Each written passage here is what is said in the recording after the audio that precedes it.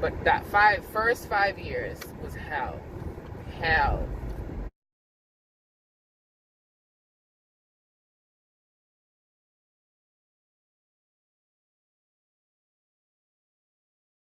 I definitely don't do cliques. So when I went to college now, I noticed every single person clicked up. There was, you can tell the different cliques. You had the black girls. You had people call them nerds, but they're not nerds. Like, you have the science people, and then you have the IT people. Like, they were all these different groups, and here was little old me on the outside of every group. I was friends with every single person in my class at college. They all knew who I was. I'm not in your clique. I'm an individual. So she had a problem because I spoke to everybody else, and not her. Boom, boom, boom. We get into a fight. And I get taken to the dean's office. And I said, no, ma'am. I think I should file charges, because if I attacked her, I'm pretty sure there'd be cops here. So why am I here? And I didn't do anything but defend myself. Because as far as I know, I'm able to defend myself to an extent of the law. That's all I'm saying. But my first 5 years were just filled with anger, hate from people who were close to me, people who, you thought you could trust. I mean, in my other video, I told you, like, my cousin betrayed me, and she betrayed me multiple times. You understand what I'm saying? So it was kind of like, do you even love me? I personally think she hated me, but who am I to say that? She probably loves me because I'm her cousin, and that's as far as it goes. Who knows? But that's beside the point. Like, my first 5 years were I was just angry. Like, I didn't want to be in Canada. I hated Canada. I met people, but they weren't the same. And then I met my best friend. Like, you know what I mean? So she kind of changed. I met her within my first 5 years of being here. So she kind of changed my perspective on how Canadians are. But she grew up here. I didn't. Like, you know what I mean? So that's how we actually we were cool, But I really hated it. I don't know what anyone will tell you. They'll tell you, come here and it's such a great place. I hated here. I hated it. It was nothing like home. I couldn't go to the beach. I didn't want to go to no lake. Like, all they wanted to do was go to the mall. I even hate going to the malls now. I didn't like the culture. My culture, you wake up, good morning, sir, ma'am, whoever. We walk to the beach in the morning. There is no winter. Even though I love winter, there's no winter. Like, it was a different environment, and the number one factor was my mom wasn't with me. So I literally had to, I left from mommy's nest to live in with family, and I literally had to fend for myself, literally. Like, you know what I mean? I'm not saying I didn't fend for myself with my mom, but it's a little different because now I no longer live with her. So I had to figure things out on my own, navigate, go places, experience things, because no one was taking me. I was doing, I started doing these things by myself in order to meet people, experience things, like I said, So it was tough, man. You know how many times I cried? One thing I will say is, during that first 5 years, I had a few friends that also came up here, not in Canada, but to the States right after high school. But the difference between us was they knew they were coming. I didn't know I was coming, so I was kind of shocked, right? So that was a saving grace for me. Forget about Dave right now, right? My friends that came up the same time, we all went to high school together, we grew up together and stuff like that. We created a bond because we were all going through similar situations, living with family or friends or whoever, and it wasn't pleasant, because you would think that living with, your family would be a joyous occasion. Sometimes it is, and sometimes it isn't. That's just the truth of the matter, and anyone that gets mad at that has never experienced anything like that. You get what I'm saying? So we bonded over that. So it was kind of like, when something happened, or even if it's a good experience, we would always be on the phone, which is why I was always on the phone. I was always on the phone all the time. Back when phones aren't what they used to be, I was on the phone. And I didn't have a laptop then. Can you imagine if I had a laptop then? So it's definitely, you have to be a strong person and you have to have strong people around you, because it was mentally draining for me, which is why I got myself in trouble. Listen, I was walking around here doing whatever I wanted to do. The only thing I didn't do was go to jail. And I'm not gonna do that. That's not my life. I'm not hood. Like, you know what I mean?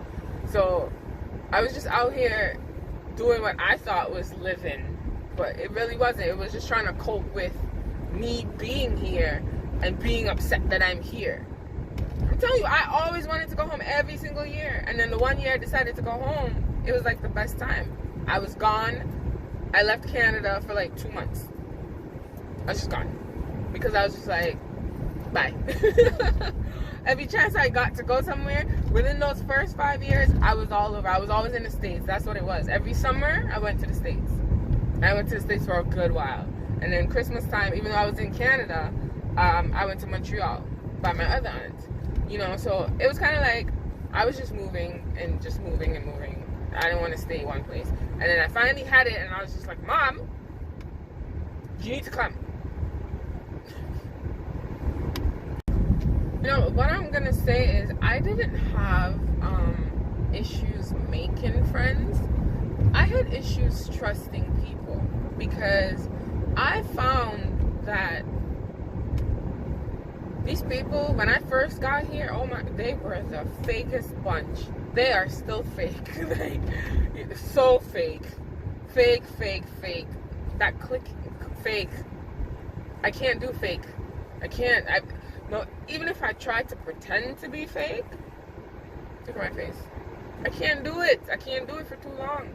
I can't pretend to be something I'm not. It's just who I am, you know? So that was the problem. Like, you met people, but they weren't really interested in actual friendships. They just wanted to get what they could get out of you at the time and then keep it moving. Which is why a lot of these people don't get 5 minutes of my time. Not even a hello. In general, like, you know. But it was a difficult time. I mean, you know how many nights I cried?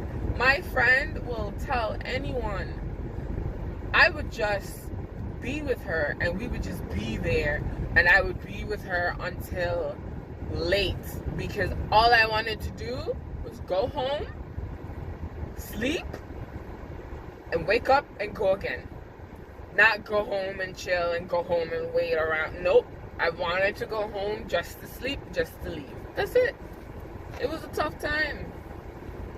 No, it was really tough. And then after a while, I stopped caring. You understand what I'm saying? Not about myself, just about people and situations. So while everybody was trying to make my life a living hell, I was living in my own heaven, okay? My own utopia. I was having a ball. You couldn't tell me nothing. You couldn't ask me no questions. That's why I'm always accused of being secretive. What was another one? There was another one that I was told that I was. And I was just like, yeah, okay, that's cool. Just because you don't know that don't mean, that means nothing to me. Like, come on, please. You know? So, I don't know. It's just, I'm thinking back on it, and if I was supposed to actually say every single thing that ever happened to me, I'd probably make like 100 videos. I'm not about to do that. I just, you know, it was tough. Like, transitioning, I think transitioning was the worst part, because it's a different culture, it's a different mindset. Here I am, coming up straight from the islands, and you have these Canadian kids thinking that they're from the islands. You know how many people I had to school? I'm like, have you ever been on a plane? Like, and I could say that because I've been on planes multiple times. That's what I was saying. I'm like, you never left Toronto or Canada. What are you talking about? You don't know nothing about the islands. Like, nothing. You know? And then what I will say, because they did definitely said that I was a little spicy, because, you know, a straight island girl, come on. My mouth was quick. It's still quick. It's probably even worse. That's why I tell you guys, I don't fight. I don't have a reason to fight. Not anymore. But, you know, you never know. Like, I even contemplated, like, packing up my stuff and running away as an adult. Literally, I had dreams and thoughts of just one day leaving the house and never going back. I mean, it didn't work that way, but I left the house sometimes and I never came back until like 5 days later. So I'm telling you guys, you do what you have to do to cope. It is what it is, you know. At that point, I didn't know how to cope with stuff, so I did what made me feel good and what helped me to get past that situation, you know. But that first 5 years was hell. Like, I wouldn't wish that on anyone, not even my enemy. I don't think I have enemies.